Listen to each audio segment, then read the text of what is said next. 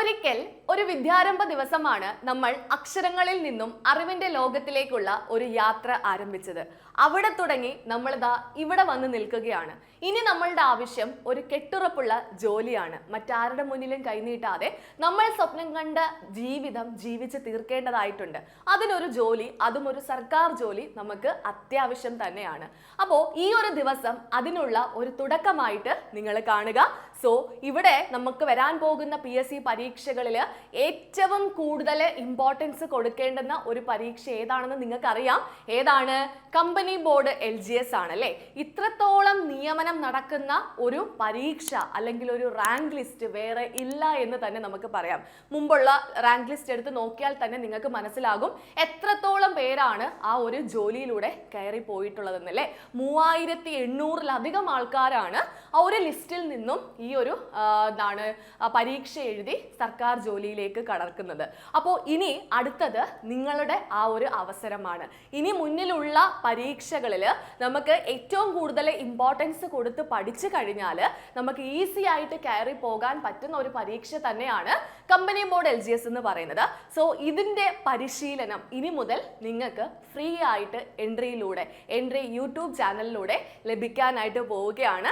അപ്പോൾ ഇനി മുതൽ എല്ലാ ബുധനാഴ്ചകളിലും എൻ്റെ ഒരു capsule session, company board LGS base ചെയ്തുകൊണ്ടുള്ള ഒരു ക്യാപ്സ്യൂൾ സെഷൻ നിങ്ങൾക്ക് ഉണ്ടായിരിക്കും. അപ്പോൾ ഈ ഒരു പരീക്ഷയ്ക്ക് പഠിക്കുന്നവർ തീർച്ചയായിട്ടും പ്രയോജനപ്പെടുത്താൻ സാധിക്കുന്ന തരത്തിലുള്ള ഇമ്പോർട്ടൻ്റ് ആയിട്ടുള്ള ഹോട്ട് ടോപ്പിക്സ് എല്ലാം വെച്ചുകൊണ്ട് കോഡൊക്കെ യൂസ് ചെയ്ത് നമ്മൾ പഠിക്കുന്ന ഒരു ക്യാപ്സ്യൂൾ സെഷൻ ആയിരിക്കും ഇനി മുതൽ നിങ്ങൾക്ക് ലഭിക്കാനായി പോകുന്നത്. അപ്പോൾ എല്ലാവരും ആദ്യം മുതലുള്ള സീരീസ് ആണിത്. സോ ആദ്യം മുതൽ എന്ത് ചെയ്യുക? ഇത് കണ്ട് കൂടെ പഠിച്ചു വരാനായിട്ട് ശ്രമിക്കുക. ഓക്കെ. അപ്പോൾ ഈ ഒരു ക്ലാസ്സിന് ശേഷം, ഈ ഒരു ക്യാപ്സ്യൂൾ സെഷന് ശേഷം ഇതിന്റെ നോട്ട് നമ്മുടെ എൻട്രിയുടെ ടെലഗ്രാം ചാനലിലായിരിക്കും വരുന്നത്. ആ നോട്ടിന് ശേഷം അവിടെ ഒരു ക്വിസ് ഉണ്ടാകും, ഒരു എക്സാം ഉണ്ടാകും. ഈ ഒരു ക്ലാസ് ബേസ് ചെയ്തുകൊണ്ടുള്ള എക്സാം ആയിരിക്കും അവിടെ വരുന്നത്. സോ നിങ്ങൾക്ക് ആ ഒരു എക്സാം അറ്റൻഡ് ചെയ്ത് നിങ്ങളുടെ ആ ഒരു ടോപ്പിക്കിലുള്ള ആ ഒരു നിങ്ങൾ എത്രത്തോളം പഠിച്ചെത്തി എന്നുള്ളൊരു കാര്യം ഉറപ്പിക്കാനായിട്ട് സാധിക്കും. ഓക്കെ. അപ്പോൾ ഈ ഒരു ക്യാപ്സ്യൂൾ സെഷന്റെ ഭാഗമാകുക. എല്ലാ ബുധനാഴ്ചകളിലും കൃത്യമായിട്ട് ഇത് ഫോളോ ചെയ്ത് പഠിക്കാനായിട്ട് ശ്രമിക്കുക. ഓക്കെ.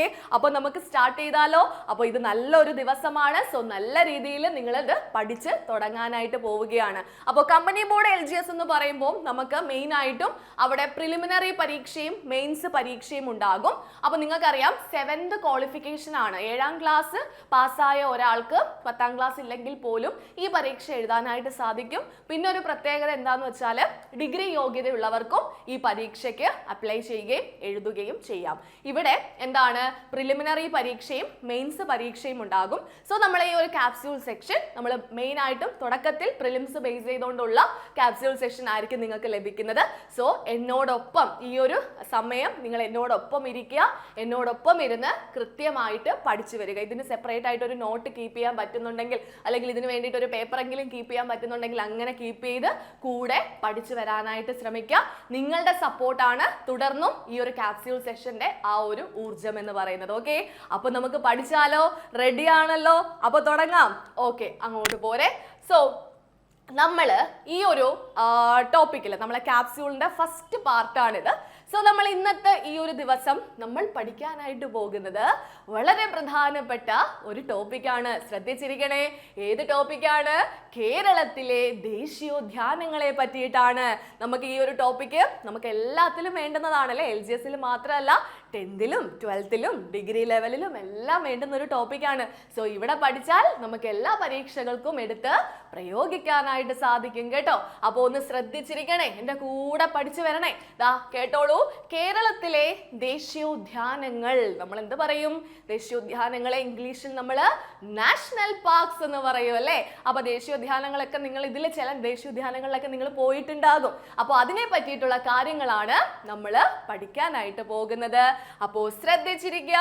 ആദ്യം തന്നെ എത്ര ദേശീയോദ്യാനങ്ങളാണ് നമ്മുടെ കേരളത്തിൽ ഉള്ളത് എന്ന് ചോദിച്ചാൽ ആസ് പെർ PSC ആൻസർ, PSCയുടെ ഉത്തര സൂചിക പ്രകാരം നമുക്ക് പറയാം 5 ദേശീയോദ്യാനങ്ങളാണ്.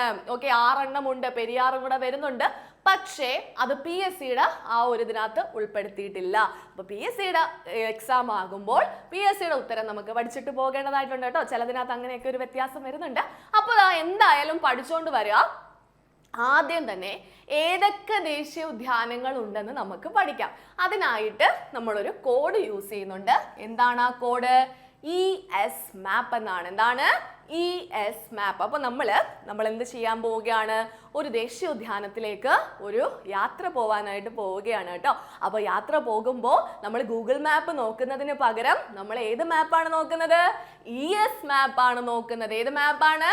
ES മാപ്പാണ് നോക്കുന്നത്. അപ്പോൾ നമുക്ക് ES മാപ്പിൽ നിന്ന് തന്നെ ഏതൊക്കെ ദേശീയോദ്യാനത്തിലേക്കാണ് നമ്മുടെ യാത്ര എന്ന് നമുക്ക് നോക്കാം. ആദ്യം E എന്നത് കൊണ്ട് ഉദ്ദേശിക്കുന്നത് എന്താണെന്ന് പറഞ്ഞേ? അത് ഇരവികുളമാണ്. എന്താണ്? ഇരവികുളമാണ് E എന്ന ലെറ്റർ കൊണ്ട് ഉദ്ദേശിക്കുന്നത്. S എന്താണ്? S എന്ന് പറയുന്നത് സൈലന്റ് വാലി ആണ്. കേട്ടിട്ടുണ്ടോ? Eravikulam silent Valley. S എന്ന് പറഞ്ഞാൽ എന്താണ്? സൈലന്റ് വാലി ആണ്. ഇനി 3 എണ്ണം MAP മാപ്പിനകത്ത് 3 എണ്ണം ചോലകളാണ് വരുന്നത്. അതിന്റെ പേരുകൾ നോക്കൂ.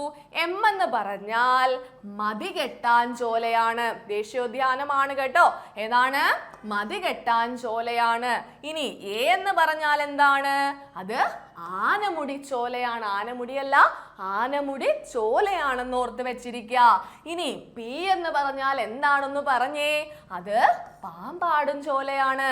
എന്താണ്? പാമ്പാടും ചോലയാണ്. അപ്പൊ നമ്മള് എന്ത് പഠിച്ചു? ദേശീയോദ്യാനങ്ങൾ ഏതൊക്കെയെന്ന് നമ്മൾ പഠിച്ചു. അതിന് നമുക്കൊരു കോഡ് ഉണ്ടായിരുന്നു. എന്തായിരുന്നു? ES മാപ്പ് എന്നായിരുന്നു. E എന്ന് പറഞ്ഞാൽ ഈ ഓർഡറിൽ തന്നെ പഠിച്ചു വെച്ചേക്കണേ. ഓക്കെ. അപ്പൊ E എന്ന് പറഞ്ഞാൽ എന്താണ്? ഇരവികുളമാണ്. S എന്താണ്?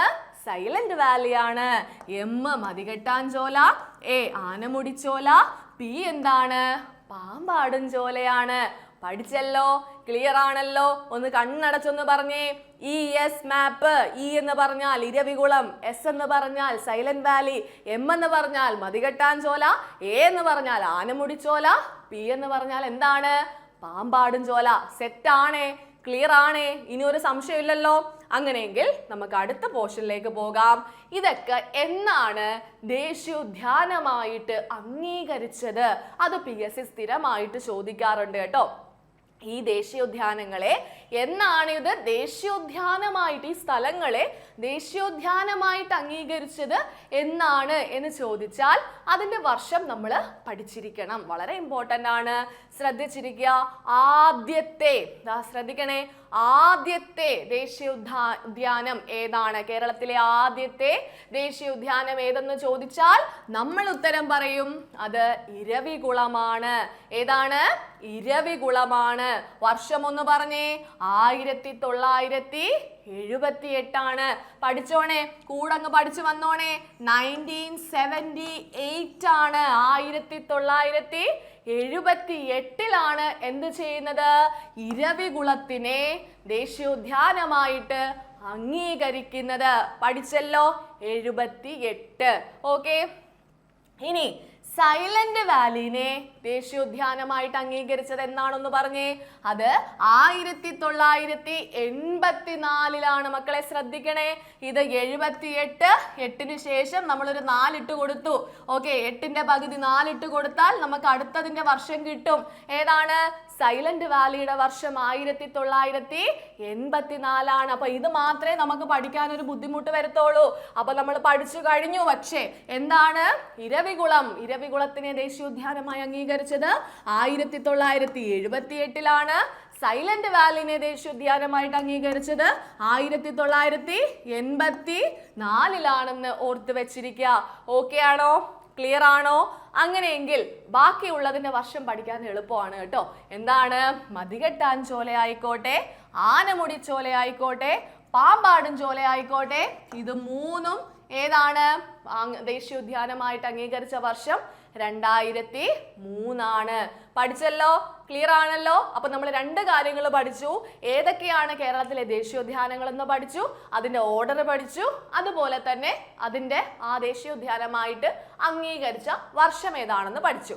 ഇനി നമുക്ക് അടുത്തത് പഠിക്കാനുള്ളത് എന്താണ്, ഇത് എവിടെയൊക്കെയാണെന്ന് പഠിക്കണം അല്ലെ. കേരളത്തിലെ ഏത് ജില്ലയിലാണ് ഇത് സ്ഥിതി ചെയ്യുന്നതെന്ന് നമുക്ക് പഠിക്കണം. ഓക്കെ, അപ്പൊ നമുക്ക് അത് പഠിക്കാം. ശ്രദ്ധിക്കാം, ഇത് സ്ഥിതി ചെയ്യുന്ന ജില്ല, അത് പഠിക്കാനും എളുപ്പമാണ് കേട്ടോ. എന്താ നോക്കിക്കേ, സൈലന്റ് വാലി മാത്രമാണ് പാലക്കാടുള്ളത്, ബാക്കി എല്ലാം എവിടെയാണ്, അത് ഇടുക്കിയാണ്. ആഹാ, എളുപ്പമായല്ലേ. അപ്പൊ പ്രത്യേകിച്ച് ഇനി പഠിക്കേണ്ട ആവശ്യമൊന്നുമില്ല. സൈലന്റ് വാലി എവിടെയാണ്, പാലക്കാടാണ്, ബാക്കിയുള്ളതെല്ലാം എവിടെയാണ്, ഇടുക്കിയാണ്. Okay ആയല്ലേ, clear ആയല്ലേ. അപ്പൊ ഇരവികുളം ഇടുക്കിയിലാണ്, സൈലന്റ് വാലി പാലക്കാടാണ്, മതികെട്ടാൻ ചോല ഇടുക്കിയിലാണ്, ആനമുടി ചോല ഇടുക്കിയിലാണ്, പാമ്പാടും ചോലയും ഇടുക്കിയിലാണ്. ഓക്കെ അല്ലേ, അപ്പൊ ക്ലിയർ ആയി. അപ്പൊ നമ്മൾ എന്തൊക്കെ പഠിച്ചു, ഏതൊക്കെയാണ് നമ്മുടെ ദേശീയോദ്യാനങ്ങൾ എന്ന് പഠിച്ചു, അതിനുള്ള കോഡ് പഠിച്ചു, എന്നിട്ട് നമ്മൾ എന്ത് പഠിച്ചു, ഇതിന്റെ ഓരോന്നിന്റെയും പേരുകൾ പഠിച്ചു അല്ലേ. ഈ എന്ന് പറഞ്ഞാൽ ഇരവികുളം, എസ് എന്താണ് സൈലന്റ് വാലി, മതികെട്ടാൻ ചോല, ആനമുടി ചോല, പാമ്പാടും ചോല. ഇനി അതിന്റെ ഓരോന്നിന്റെയും വർഷം പഠിച്ചു. 1978, ഇതാണെങ്കിൽ 1984, ബാക്കി മൂന്നെണ്ണവും 2003. പിന്നെ അതിന്റെ ജില്ല പഠിച്ചു. സൈലന്റ് വാലി മാത്രമാണ് പാലക്കാട് വരുന്നത്, ബാക്കി എല്ലാം ഏതാണ്, ഇടുക്കിയാണെന്ന് പഠിച്ചു. ക്ലിയർ അല്ലേ, പഠിച്ചു കഴിഞ്ഞില്ലേ. ഇനി നിങ്ങൾക്ക് പ്രത്യേകമായിട്ട് പഠിക്കേണ്ട ആവശ്യമുണ്ടോ, എക്സാമിന് പോകുന്നതിന് മുമ്പായിട്ട് റിവിഷൻ ചെയ്യണം കേട്ടോ. ഓക്കെ, അപ്പോ നമുക്ക് നമ്മുടെ യാത്ര ആരംഭിക്കാം. ഓക്കെ, അപ്പൊ നമ്മൾ എന്ത് ചെയ്യാൻ പോവുകയാണ്, നമ്മൾ ഈ പറയുന്ന 5 ദേശീയോദ്യാനങ്ങളിലേക്കും ഒരു യാത്ര ആരംഭിക്കുകയാണ്. അപ്പൊ ശ്രദ്ധിച്ചിരിക്കുക, ആദ്യം നമ്മൾ പോകുന്നത് ഈയിലേക്കാണ്. ഈ എന്ന് പറഞ്ഞാൽ ഇരവികുളത്തിലേക്കാണ്. ഇരവികുളം എന്ന് കാണുമ്പോൾ അല്ലെങ്കിൽ കേൾക്കുമ്പോൾ തന്നെ നമ്മുടെ മനസ്സിൽ ഈ ഒരു ചിത്രമായിരിക്കണം ഉള്ളത്. ആരാണിത്, ആരാണ്, യെസ്, എന്താണ്, നമ്മുടെ വരയാടാണല്ലേ. അപ്പൊ ഓർത്ത് വെച്ചിരിക്കുക, ഇരവികുളം, ഇരവികുളം എന്ന് കേൾക്കുമ്പോൾ പോകാത്തവരുടെ മനസ്സിൽ ഇങ്ങനൊരു ചിത്രമായിക്കോട്ടെ, പോയവരുടെ മനസ്സിൽ ആ ചിത്രങ്ങൾ വരിക. ഓക്കെ, അപ്പൊ നമുക്ക് എന്ത് ചെയ്യാം, ഇരവികുളവുമായി ബന്ധപ്പെട്ട കുറച്ച് ക്വസ്റ്റ്യൻസ് പഠിക്കാം. പെട്ടെന്ന് പഠിച്ചു വരണം കേട്ടോ. എന്റെ കൂടെ ശ്രദ്ധിച്ചു വരണേ. നോക്കൂ, ഇരവികുളം, ഇരവികുളം ഏത് ജില്ലയിലാണെന്ന് നമ്മൾ പഠിച്ചു, ഇടുക്കി ജില്ലയിലാണ്. ഇതിന്റെ പ്രത്യേകത എന്തെന്ന് ചോദിച്ചാൽ നമ്മൾക്ക് എന്തൊക്കെ പറയാം, കേരളത്തിലെ ആദ്യത്തെ ദേശീയോദ്യാനമാണ്. ശ്രദ്ധിക്കണേ, കേരളത്തിലെ ആദ്യത്തെ ദേശീയോദ്യാനം ഏതെന്ന് ചോദിച്ചാൽ ഉത്തരം നമ്മൾ എന്താ പറയേണ്ടത്, നമ്മൾ വർഷം പഠിച്ചില്ലായിരുന്നോ, 1978 എന്ന് പഠിച്ചില്ലായിരുന്നോ. അപ്പൊ അതിൽ നിന്ന് തന്നെ നമുക്ക് ആൻസർ കിട്ടി. കേരളത്തിലെ ആദ്യത്തെ ദേശീയോദ്യാനം ഏതെന്ന് ചോദിച്ചാൽ അതിന്റെ ഉത്തരം ഇരവികുളമാണ്. എന്താണ് ഉത്തരം ഒന്ന് പറഞ്ഞേ, ഇരവികുളമാണ്. ഇനി കേരളത്തിലെ ഏറ്റവും വലിയ ദേശീയോദ്യാനം, ശ്രദ്ധിക്കണേ, കേരളത്തിലെ ഏറ്റവും വലിയ ദേശീയോദ്യാനം ഏതെന്ന് ചോദിച്ചാലും നമ്മൾ എന്തിന്റെ പേരാ പറയേണ്ടത്, ഇരവികുളത്തിന്റെ പേരാണ് പറയേണ്ടത് കേട്ടോ. കേരളത്തിലെ ഏറ്റവും വലിയ ദേശീയോദ്യാനം ചോദിച്ചാൽ ഉത്തരം എന്താണ്, ഇരവികുളമാണ്. ഇനി കേരളത്തിലെ ഏറ്റവും ഉയരത്തിലുള്ള ദേശീയോദ്യാനം, ശ്രദ്ധിക്കണേ. അപ്പൊ കേരളത്തിലെ ഏറ്റവും ഉയരത്തിലുള്ള ദേശീയോദ്യാനം, ഇവിടെ പോയിട്ടുള്ളവർക്ക് അറിയാം, മുകളിലേക്ക് നമ്മൾ ആ ഫോറസ്റ്റിന്റെ വണ്ടിക്കകത്ത് എന്ത് ചെയ്യും, മുകളിലേക്ക് കൊണ്ടുപോകും. താഴെ വരെ മാത്രമേ നമ്മളെ സ്വന്തം വണ്ടിയിൽ പോത്തോളൂ, അതിന് മുകളിലേക്ക് ഫോറസ്റ്റിന്റെ വണ്ടിയിൽ കൊണ്ടുപോകും അല്ലേ. അപ്പോ അതിൽ നിന്ന് തന്നെ നമുക്ക് മനസ്സിലാക്കാം ഇത് കേരളത്തിലെ ഏറ്റവും ഉയരത്തിലുള്ള ദേശീയോദ്യാനമാണ്. നിങ്ങൾക്ക് ഈ ഒരു പിക്ചർ കാണുമ്പോൾ തന്നെ മനസ്സിലാകും അല്ലേ, ഇത് ഭയങ്കര ടോപ്പിൽ നിൽക്കുകയാണ്, താഴോട്ടല്ല കൊക്ക പോലെ കിടക്കുകയാണ് അല്ലേ. അപ്പോൾ അത് നിങ്ങൾ മനസ്സിലുണ്ടാകണം. കേരളത്തിലെ ആദ്യത്തെ ദേശീയോദ്യാനമാണ്, കേരളത്തിലെ ഏറ്റവും വലിയ ദേശീയോദ്യാനമാണ്, കേരളത്തിലെ ഏറ്റവും ഉയരത്തിലുള്ള ദേശീയോദ്യാനം ഏതെന്ന് ചോദിച്ചാൽ ഉത്തരം എന്താ പറയേണ്ടത്, ഇരവികുളമാണ്. മനസ്സിലായോ? അപ്പൊ അത് ഇമ്പോർട്ടന്റ് ആയിട്ട് പഠിച്ചു വെച്ചിരിക്കുക. അപ്പോ ഇടുക്കി ജില്ലയിലാണ് ഇരവികുളം സ്ഥിതി ചെയ്യുന്നതെന്ന് നമ്മൾ പറഞ്ഞു. അങ്ങനെയെങ്കിൽ ഇനി എപ്പോഴും ചോദിക്കുന്ന ഒരു ചോദ്യമാണ്, ഇരവികുളം ദേശീയോദ്യാനം ഏത് താലൂക്കിലാണ്, ഇടുക്കി ജില്ലയിലെ ഏത് താലൂക്കിലാണ് സ്ഥിതി ചെയ്യുന്നതെന്ന്. അപ്പൊ ഓർത്ത് വെച്ചിരിക്കുക, ഇരവികുളം ദേവികുളം താലൂക്കിലാണ്. അപ്പം കുളം ഓർത്ത് വെച്ചിരിക്കുക, ഇരവികുളം ദേവികുളം താലൂക്കിലാണ് സ്ഥിതി ചെയ്യുന്നതെന്ന് ഓർത്ത് വെച്ചിരിക്കുക. അപ്പോൾ ഇവിടെ ഇത് ആദ്യം ഒരു വന്യജീവി സങ്കേതമായിട്ടായിരുന്നു ആദ്യം അംഗീകരിച്ചിരുന്നത്.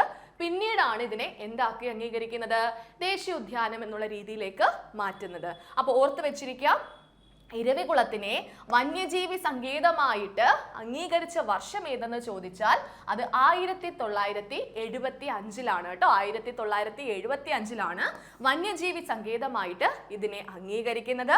അങ്ങനെയെങ്കിൽ ദേശീയോദ്യാനമായിട്ട് അംഗീകരിച്ചത് എന്തെന്ന് ചോദിച്ചാൽ അത് 1978 കേട്ടോ. അപ്പൊ നമ്മൾ പഠിച്ചതാണ് 78.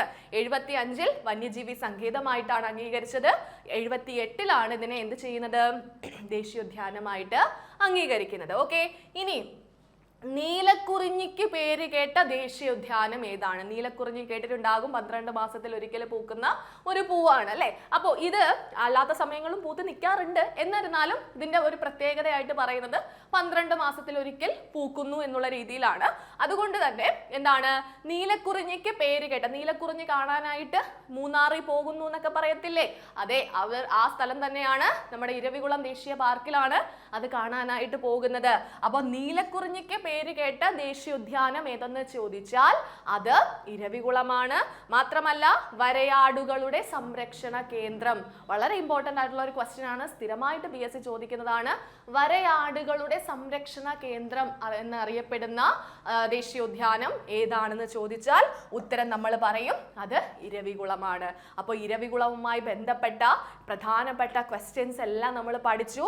അത് നിങ്ങൾക്ക് ക്ലിയർ ആണെന്ന് കരുതുന്നു. ഒന്ന് പെട്ടെന്ന് ആലോചിച്ച് നോക്കിക്കേ. കേരളത്തിലെ ആദ്യത്തെ ദേശീയോദ്യാനമാണ്, കേരളത്തിലെ ഏറ്റവും ഉയരത്തിലുള്ള ദേശീയോദ്യാനമാണ്, അതുപോലെ കേരളത്തിലെ ഏറ്റവും വലിയ ദേശീയോദ്യാനമാണ്. ഇടുക്കി ജില്ലയിലാണ്, ദേവികുളം താലൂക്കിലാണ്. ആദ്യം അതിനെ വന്യജീവി സങ്കേതമായിട്ടായിരുന്നു അംഗീകരിച്ചിരുന്നത് 1975. പിന്നീടാണ് അതിനെ ദേശീയോദ്യാനമായിട്ട് അംഗീകരിക്കുന്നത്. 1978 നീലക്കുറിഞ്ഞിക്ക് പേര് കേട്ട സ്ഥലമാണ്. അതുപോലെ തന്നെ വരയാടുകളുടെ സംരക്ഷണ കേന്ദ്രം എന്നാണ് അറിയപ്പെടുന്നത്. പഠിച്ചു കഴിഞ്ഞല്ലോ, ക്ലിയർ അല്ലേ? ഇനി ഇതുമായി ബന്ധപ്പെട്ട ഏത് ക്വസ്റ്റ്യൻ ചോദിച്ചാലും നിങ്ങൾ ഇനി ആൻസർ ചെയ്യുമല്ലോ. ഓക്കെ, അങ്ങനെയെങ്കിൽ നമുക്കിനി നമ്മുടെ യാത്ര പാലക്കാട്ടേക്ക് വിടാം. ഓക്കെ, അപ്പൊ നമ്മൾ പോകുന്നത് സൈലന്റ് വാലിയിലേക്കാണ്. സൈലന്റ് വാലി നോക്കൂ, ഒരു കാട് മൂടിക്കിടക്കുന്ന ഒരു പ്രദേശമാണല്ലേ. അപ്പോ സൈലന്റ് വാലി എന്ന് കേൾക്കുമ്പം നമ്മുടെ മനസ്സിൽ ഒരു വലിയൊരു കാട് ഓർമ്മ വരിക. ഈ ഒരു കാട്ടിലേക്കുള്ള ഒരു യാത്രയാണ്, ഇതാണ് നമ്മുടെ സൈലന്റ് വാലി എന്ന് പറയുന്നത്. ഓക്കെ, ട്രക്കിംഗ് ആണ് കൂടുതൽ വരുന്നത്. അപ്പോൾ സൈലന്റ് വാലി എന്ന് പറയുന്നത് നമ്മുടെ രണ്ടാമത്തെ ദേശീയോദ്യാനമാണെന്ന് നമ്മൾ ആ വർഷത്തിൽ നിന്ന് പിടികിട്ടി. അങ്ങനെയെങ്കിൽ സൈലന്റ് വാലിയുമായി ബന്ധപ്പെട്ട പ്രധാനപ്പെട്ട ക്വസ്റ്റ്യൻസ് എന്തൊക്കെയെന്ന് പഠിച്ചാലോ? നോക്കിക്കോളൂ, നമ്മൾ പറഞ്ഞു സൈലന്റ് വാലി എന്ന് പറയുന്നത് എന്താണ്? കേരളത്തിലെ രണ്ടാമത്തെ ദേശീയോദ്യാനമാണ് അല്ലേ. നമ്മൾ ആദ്യത്തേത് ഇരവികുളമാണെന്ന് പഠിച്ചു. ആ പേരിനകത്ത്, ആ കോഡിനകത്തു നിന്നും തന്നെ നമുക്ക് കാര്യം കിട്ടും അല്ലെ. രണ്ടാമത്തെ എന്ന് ചോദിച്ചാൽ നമ്മൾ ES മാപ്പ് ഓർത്ത് വെച്ചിരുന്നാൽ മതി. ഇരവികുളം. രണ്ടാമത്തേത് എന്താണ്? S, സൈലന്റ് വാലി ആണല്ലേ. M എന്നാണ് മതികെട്ടാൻ ചോല. അങ്ങനെ ഓരോന്നും ഓർത്ത് വെച്ചിരിക്കുക കേട്ടോ. അപ്പൊ കേരളത്തിലെ രണ്ടാമത്തെ എന്താണ് ദേശീയോദ്യാനം ചോദിച്ചാൽ സൈലന്റ് വാലിയാണ്. ഏത് ജില്ലയിലാണെന്ന് ചോദിച്ചാൽ നമ്മൾ പറയും പാലക്കാട് ജില്ലയിലാണ്. ഇനി പാലക്കാട് ജില്ലയിലെ ഏത് താലൂക്കിലാണെന്ന് ചോദിച്ചാൽ നമ്മൾ എന്താ ഉത്തരം പറയേണ്ടത്? മണ്ണാർക്കാട് താലൂക്കിലാണ്. ഒന്ന് പറഞ്ഞേ, ഏത് താലൂക്കിലാണ്? മണ്ണാർക്കാട് താലൂക്കിലായിരുന്നു. മറ്റേത് ഏത് താലൂക്കിലായിരുന്നു? അത് ദേവികുളം താലൂക്കിലായിരുന്നു. മാറിപ്പോകല്ലേ, ഇത് മണ്ണാർക്കാട് താലൂക്കിലാണ്. ഇത് പണ്ട് പുരാണങ്ങളിലൊക്കെ സൈലന്റ് വാലി എന്ന പേരിലല്ല ഇത് അറിയപ്പെട്ടിരുന്നത്. സൈലന്റ് വാലി എന്നുള്ള പേര് ബ്രിട്ടീഷുകാർ കൊടുത്തതാണ്. പകരം അന്നത്തെ കാലത്തൊക്കെ ഇത് സൈരന്ധ്രി വനം എന്ന പേരിലായിരുന്നു അറിയപ്പെട്ടിരുന്നത്. അപ്പൊ സൈരന്ധ്രി വനം എന്ന പേരിൽ അറിയപ്പെട്ടിരുന്ന ദേശീയോദ്യാനം ഏതെന്ന് PSC ചോദിച്ചിട്ടുണ്ട്. ഉത്തരം എന്താണ്? അത് സൈലന്റ് വാലിയാണ്. സൈരന്ധ്രി വനം ഓർത്തു വെച്ചിരിക്കുക. ഇനി ഇതിനെ ദേശീയോദ്യാനമായിട്ട് പ്രഖ്യാപിച്ചത് ഏത് വർഷമാണെന്ന് ചോദിച്ചാൽ പ്രഖ്യാപിച്ച വർഷം നമ്മൾ പഠിച്ചതാണ് 1984. ആരാണ് പ്രഖ്യാപിക്കുന്നത്? ഇന്ദിരാഗാന്ധിയാണ് കേട്ടോ. ഇന്ദിരാഗാന്ധിയാണ് എന്ത് ചെയ്യുന്നത്? സൈലന്റ് വാലിയെ ദേശീയോദ്യാനമായിട്ട് പ്രഖ്യാപിക്കുന്നത്. എന്നാൽ അതിനുശേഷം എന്ത് പറ്റി? ഇന്ദിരാഗാന്ധി മരണപ്പെടുന്നു അല്ലെ. അപ്പൊ അതിനുശേഷം അതിന്റെ ഉദ്ഘാടനം നടക്കുന്നത് തൊട്ടടുത്ത വർഷമാണ്. 1985 ഇതിന്റെ ഉദ്ഘാടനം നടക്കുന്നത്. ഉദ്ഘാടനം ചെയ്തത് ആരെന്ന് ചോദിച്ചാൽ ഇന്ദിരാഗാന്ധിയുടെ പേര് പറയരുത്, അത് രാജീവ് ഗാന്ധിയാണ്. ഇന്ദിരാഗാന്ധി എന്ത് ചെയ്യുന്നു? ഇതിനെ ദേശീയോദ്യാനമായിട്ട് പ്രഖ്യാപിക്കുന്നു. എന്നാൽ അത് ഉദ്ഘാടനം ചെയ്തത് ആരാണ്? രാജീവ് ഗാന്ധിയാണ്. മനസ്സിലായോ? പ്രഖ്യാപിച്ചത് ഇന്ദിരാഗാന്ധി, ഉദ്ഘാടനം ചെയ്തത് രാജീവ് ഗാന്ധി. പ്രഖ്യാപിച്ച വർഷം 1984, ഉദ്ഘാടനം ചെയ്ത വർഷം 1985. ഓക്കെ, ഇനി അടുത്തൊരു ചോദ്യം. കഴിഞ്ഞ തവണ PSC ചോദിച്ച ചോദ്യമാണ്. നീലഗിരി ബയോസ്ഫിയർ റിസർവിന്റെ ഭാഗമായിട്ടുള്ള ദേശീയോദ്യാനം ഏതാണ്? ശ്രദ്ധിക്കുക. നീലഗിരി ബയോസ്ഫിയർ റിസർവിന്റെ ഭാഗമായിട്ടുള്ള ദേശീയോദ്യാനം ഏതെന്ന് ചോദിച്ചാൽ ഉത്തരം നമ്മൾ എന്താ പറയേണ്ടത്? സൈലന്റ് വാലി ആണ് കേട്ടോ. നീലഗിരി ബയോസ്ഫിയറിന്റെ ഭാഗമാണ് സൈലന്റ് വാലി എന്ന് ഓർത്ത് വെച്ചിരിക്കുക. അതുപോലെ തന്നെ ശ്രദ്ധിക്കേണ്ട അടുത്ത പ്രധാനപ്പെട്ട ഒരു കാര്യമുണ്ട്. സൈലന്റ് വാലിയിലൂടെ ഒഴുകുന്ന നദി ഏതെന്ന് ചോദിച്ചാൽ ഏത് നദിയാണ്? അത് കുന്തിപ്പുഴയാണ്. ശ്രദ്ധിക്കണേ, സൈലന്റ് വാലിയിലൂടെ ഒഴുകുന്ന നദി എന്ന് ചോദിച്ചാലാണ് കുന്തിപ്പുഴയുടെ പേര് പറയേണ്ടത്. ഇനി സൈലന്റ് വാലിയിൽ നിന്നും ഉത്ഭവിക്കുന്ന നദി ഏതെന്ന് ചോദിച്ചാൽ എന്താണ് ഉത്തരം പറയേണ്ടത്? അത് തൂതപ്പുഴയാണ്. ഏതാണ്? തൂതപ്പുഴയാണ്. അപ്പൊ ശ്രദ്ധിച്ച് പഠിക്കണേ. ഒഴുകുന്ന നദി എന്ന് ചോദിച്ചാൽ കുന്തിപ്പുഴ, അത് അവിടെ നിന്നും ഉത്ഭവിക്കുന്ന നദി ഏതെന്ന് ചോദിച്ചാൽ അത് തൂതപ്പുഴയാണ്. ഓക്കെ, ഇനി സിംഹവാലൻ കുരങ്ങുകൾക്ക് പേര് കേട്ട ദേശീയോദ്യാനം ഏതെന്ന് ചോദിച്ചിട്ടുണ്ട്. സ്ഥിരം ചോദിക്കുന്ന ചോദ്യമാണ്. സിംഹവാലൻ കുരങ്ങുകൾക്ക്, അത് സൈലന്റ് വാലി ആണ് കേട്ടോ. സിംഹവാലൻ കുരങ്ങുകൾക്ക് പേര് കേട്ട ദേശീയോദ്യാനം ചോദിച്ചാൽ ഉത്തരം എന്താ പറയേണ്ടത്? സൈലന്റ് വാലിയാണ്. അപ്പോൾ സൈലന്റ് വാലിയുമായി ബന്ധപ്പെട്ട പ്രധാനപ്പെട്ട ക്യാപ്സ്യൂൾസ് എന്തൊക്കെയാണ്? കേരളത്തിലെ രണ്ടാമത്തെ ദേശീയോദ്യാനമാണ്, പാലക്കാട് ജില്ലയിലാണ്, മണ്ണാർക്കാട് താലൂക്കിലാണ്, പണ്ട് കാലത്ത് സൈരന്ധ്രി വനം എന്നാണ് അറിയപ്പെട്ടിരുന്നത്. ദേശീയോദ്യാനമായിട്ട് പ്രഖ്യാപിച്ചത് ഇന്ദിരാഗാന്ധി വർഷം 1984, അത് ഉദ്ഘാടനം ചെയ്തത് രാജീവ് ഗാന്ധി വർഷം 1985. നീലഗിരി ബയോസ്ഫിയർ റിസർവിന്റെ ഭാഗമായിട്ടുള്ള ദേശീയോദ്യാനമാണ്. ഇവിടെ ഇതിലേക്കൂടെ സൈലന്റ് വാലിയിലൂടെ ഒഴുകുന്ന നദി ചോദിച്ചാൽ കുന്തിപ്പുഴ, ഉത്ഭവിക്കുന്ന നദി ചോദിച്ചാൽ തൂതപ്പുഴ. ഇനി സിംഹവാലൻ കുരങ്ങുകൾക്ക് പേര് കേട്ട ദേശീയോദ്യാനം ചോദിച്ചാൽ ഉത്തരം സൈലന്റ് വാലിയാണ്. മറ്റേതെന്തായിരുന്നു? അത് വരയാടുകളുടെ സംരക്ഷണ കേന്ദ്രം എന്നറിയപ്പെടുന്നത് ഇരവികുളമായിരുന്നു. സിംഹവാലൻ കുരങ്ങുകൾക്ക് പേര് കേട്ട ദേശീയോദ്യാനം ചോദിച്ചാൽ ഉത്തരം നമ്മൾ എന്താ പറയേണ്ടത്? അത് സൈലന്റ് വാലിയാണ്. പഠിച്ചു കഴിഞ്ഞേ? ക്ലിയർ ആണേ? ഇതിൽ ഏത് ചോദ്യം ചോദിച്ചാലും ഇനി നിങ്ങൾ ആൻസർ ചെയ്യുമല്ലോ. ക്ലിയർ ആണല്ലോ? ഓക്കെ, അങ്ങനെയെങ്കിൽ ദാ നമ്മൾ അടുത്ത ദേശീയോദ്യാനത്തിലേക്ക് പോവുകയാണ്. ഏതാണ് സ്ഥലം?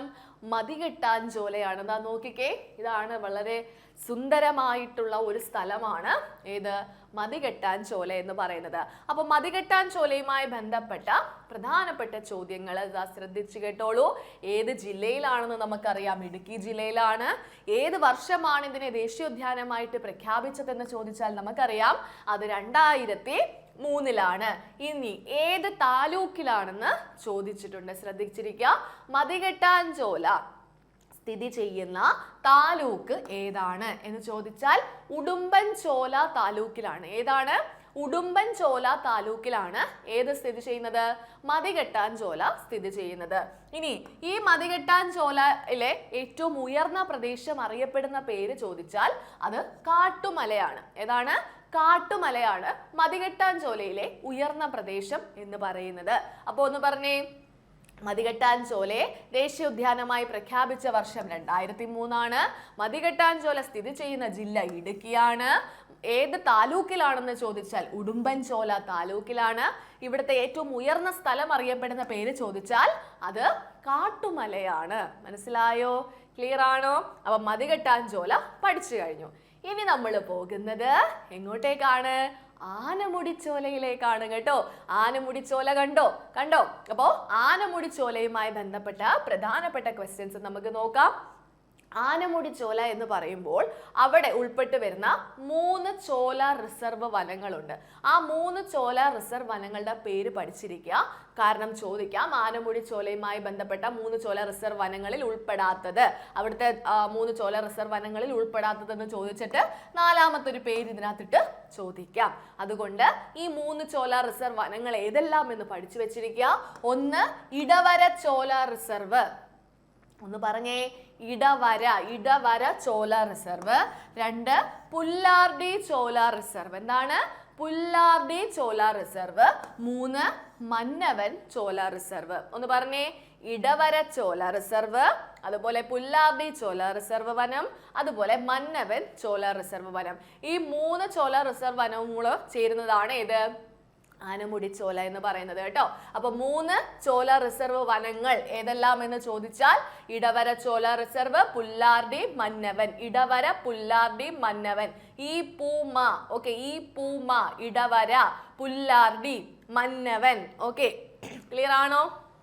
ഓക്കെ, അങ്ങനെയെങ്കിൽ ഇത് ആനമുടി ചോല സ്ഥിതി ചെയ്യുന്ന ജില്ല നമുക്കറിയാം ഇടുക്കി ജില്ലയിലാണ്. ഏത് താലൂക്കിലാണ്? നമ്മൾ ഇരവികുളം പഠിച്ച ആ ഒരു താലൂക്ക് ഉണ്ടല്ലോ, സെയിം അവിടെ തന്നെയാണ് എന്ത് സ്ഥിതി ചെയ്യുന്നത്? ആനമുടി ചോലയും സ്ഥിതി ചെയ്യുന്നത് ദേവികുളം താലൂക്കിലാണ്. എവിടെയാണ്? ദേവികുളം താലൂക്കിലാണ്. ഇനി ഇവിടെ കാണപ്പെടുന്ന ഒരു വെള്ളച്ചാട്ടമുണ്ട്. ഏതാണ്? ആനമുടി ചോലയിൽ കാണപ്പെടുന്ന വെള്ളച്ചാട്ടമാണ് തൂവാനം വെള്ളച്ചാട്ടം. ഏതാണ്?